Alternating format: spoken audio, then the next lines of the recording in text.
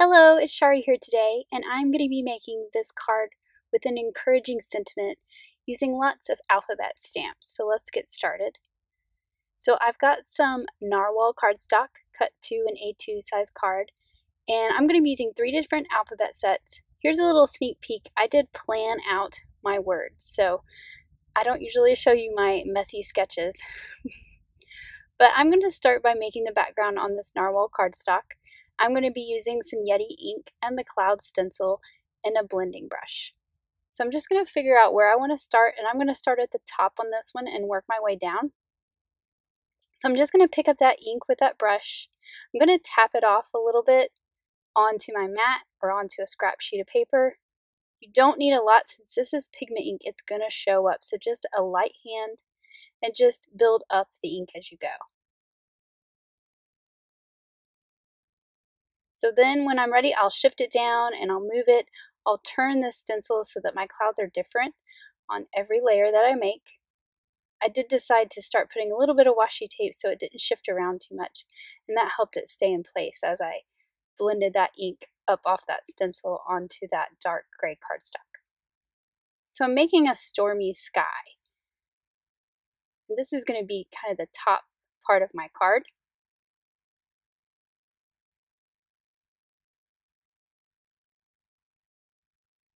And then after I've got my clouds blended the way I want them, I'm going to take a little bit of white watercolor, get it on my brush, and just flick some white specks around to give it some texture. Once I have all those splatters where I want them, and I've got it as full as I want, I'll just set this aside to dry. Now I'm going to work on the die cut pieces at the bottom. So this is a piece of black licorice cardstock, and then a piece of storm cloud cardstock. So you can see there I've got my words kind of already put on blocks, so I can just use them to figure out my spacing, so I make sure there's enough spacing for the words that I want to use. I've got these two that are going to layer one on top of the other, but because of the way the die is, these two bumps on the right side of the storm cloud cardstock are going to show a little bit, but I don't want them to. I just want this to be on the left side of my card, so I'm just going to cut those off. And you could cut it all the way off, but since this is thick cardstock, I wanted that all the way across the bottom, so I'm just cutting a little notch out. So now the clouds coming down from the left side will just look like they go right behind the black clouds. So the first stamp set I'm using is Violet's ABCs, and I've already got the word dark spelled out on my block. I'm going to be white embossing this onto that storm cloud that I made. And then for the words in between, it's going to say look for. Now I have this small banner, but it's a little longer than I wanted. So I'm just adjusting the length by cutting it again with that same banner die it was cut with. And now I have a shorter banner and it will fit my little words perfectly. I'm using Harold's ABCs for the small words. And I'm using VersaFine ink because that's what I'm going to use when I stamp over the clouds that I stenciled, so I just want all the black to match.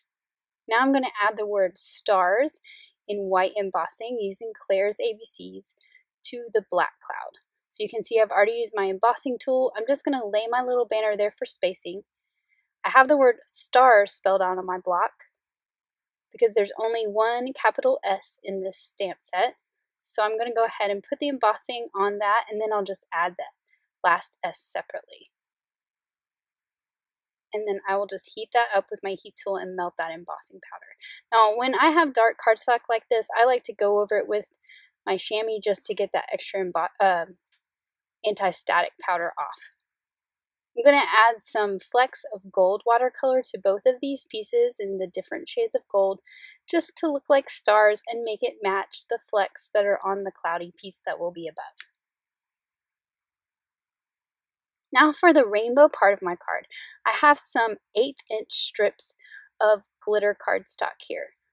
So I've got a red, an orange, a yellow, a green, a blue, and a purple, and these all come from the different sets of glitter cardstock. I'm just going to use my grid mat and some liquid glue to line up that first stripe. So this is going to be more of a rainbow stripe than a curved rainbow. And then once I have the first one in place, I can just run my glue tube, a little line of glue right along each one, and put the next strip down. Since these are cut longer than my card, I can easily just trim them off and make sure they're all even at the end. So I'll just trim them off right against the edge of that cardstock. I'm going to glue these two pieces together that are going to be layered one on top of each other, and I just use liquid glue to do this. So I've gone back to my Claire's ABCs and I'm going to work on the word rainbows. So I have a die cut wavy banner and I've picked out all the colors that I want. I'm going to stamp each letter in a different color. I'm starting in the center and I'm going to work my way out to make sure that my word is nice and centered. I've just got my letters already on the block over there so that I don't have to try and search for them on the background. But this was also from when I was trying to plan things out. So this also helped me know the spacing of these letters perfectly. And how cute is that, just stamped in all those different colors.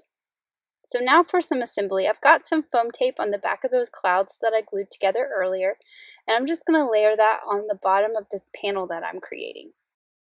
So now I'm just going to lay my banners that I've stamped out onto that card base that I'm creating, just for spacing. And I'm using Harold's ABCs again, and I've spelled out when it's on the block. And I'm going to be stamping that in some VersaFine black ink. And this is going to go underneath that rainbows banner and a little bit to the right. I'm using this ink because it's a nice dark black pigment ink, and since I'm stamping over pigment where I did those clouds in the background, I want to make sure that it covers it very well. So now I can use the look for again, which I used on that yellow banner, and luckily this saying has that twice, so I don't have to do that again. But I'm going to stamp that above the rainbows banner and a little bit to the left. So I like how the words kind of flow down this panel that I'm creating here. Now I'm going back to Violet's ABCs. I have the word rains. I'm going to stamp that to the right and right above the look for. And then this will leave a space for the last words that I'm going to do on this little piece of rainforest cardstock. When it, and I'm going to do it in some white embossing powder. And then I'm just going to trim it off so it's like a little tiny banner but without the tails at the end.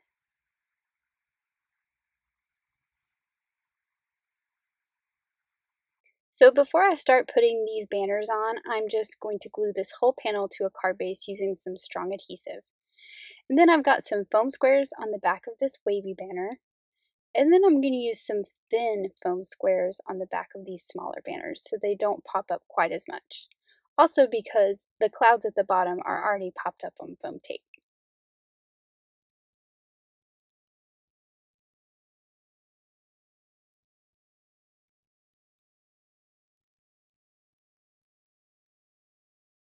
So to finish it off, I'm going to add some embellishments. I have some stars that are die cut using the tiny stars that are part of the Stitch Star frame dies.